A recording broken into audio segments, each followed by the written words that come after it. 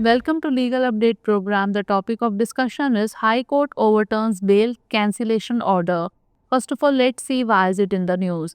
Recently, in the Vishak versus State of Kerala and another case, the Kerala High Court set aside the order of the Sessions Court that cancelled the bail of the petitioner accused involved in a case under the Narcotic Drugs and Psychotropic Substances Act. Background of the case: the petitioner was granted bail under the NDPS Act in 2022 with conditions that included not being involved in any other offense while on bail. The petitioner was later implicated in a different crime in 2023 under sections of the IPC, and the prosecution sought the cancellation of his bail. The Kerala High Court found no evidence that the subsequent crime had affected the ongoing trial of the initial case.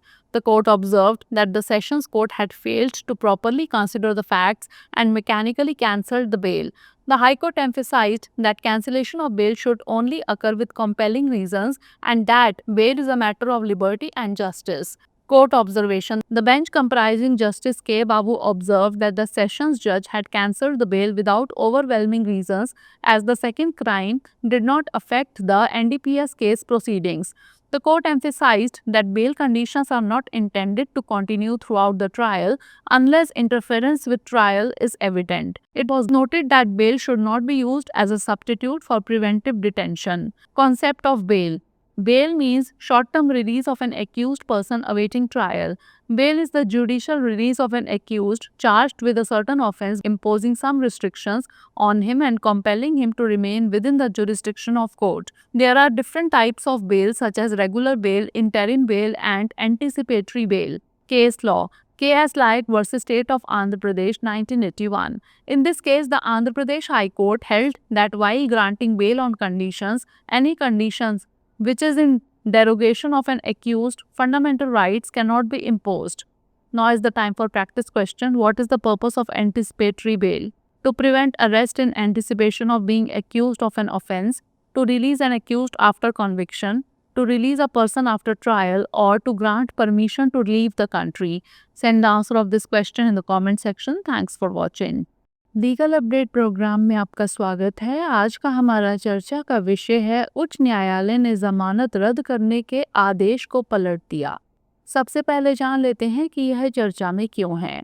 हाल ही में विशाख बनाम केरल राज्य और अन्य मामले में केरल उच्च न्यायालय ने सत्र न्यायालय के आदेश को खारिज कर दिया, जिसमें narcotic drugs and psychotropic substance अधिनियम के तहत एक मामले में शामिल याचिकाकर्ता यानी आरोपी की जमानत रद्द कर दी गई थी।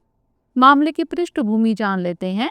याचिकाकर्ता को 2022 में एनडीपीएस अधिनियम के तहत जमानत दी गई थी, जिसमें यह शर्त भी शामिल थी कि जमानत पर रहते हुए वह किसी अन्य अपराध में शामिल नहीं होगा।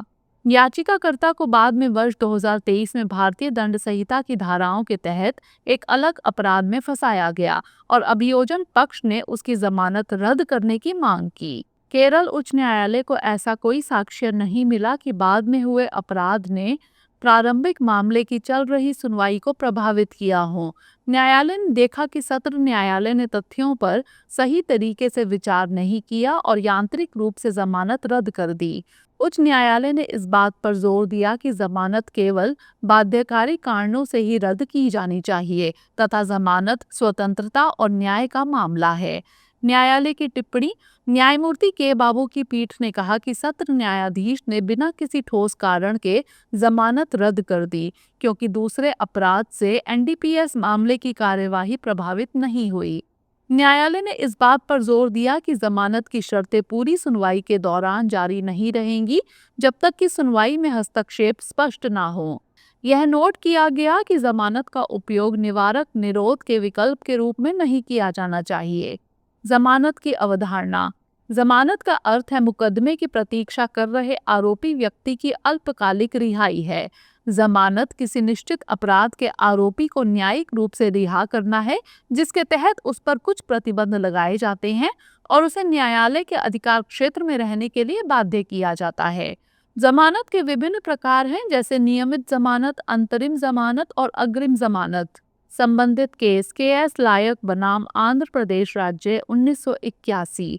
इस मामले में आंध्र प्रदेश उच्च न्यायालय ने कहा कि शर्तों पर जमानत देते समय ऐसी कोई शर्त नहीं लगाई जा सकती जो अभियुक्त के मौलिक अधिकारों का हनन करती हो। आइए नोट कर लेते हैं अभ्यास प्रश्न। अग्रिम जमानत का उद्देश्य क्या है? किसी अपराध के आरोपी होने की आशंका में गिरफ्तारी को रोकना, दोषी ठहराए जाने के बाद आरोपी को रिहा करना, मुकदमे के बाद किसी व्यक्ति को रिहा करना या फिर देश छोड़ने की अनुमति देना। इसका उत्तर हमें कमेंट सेक्शन में जरूर भेजिएगा। धन्यवाद।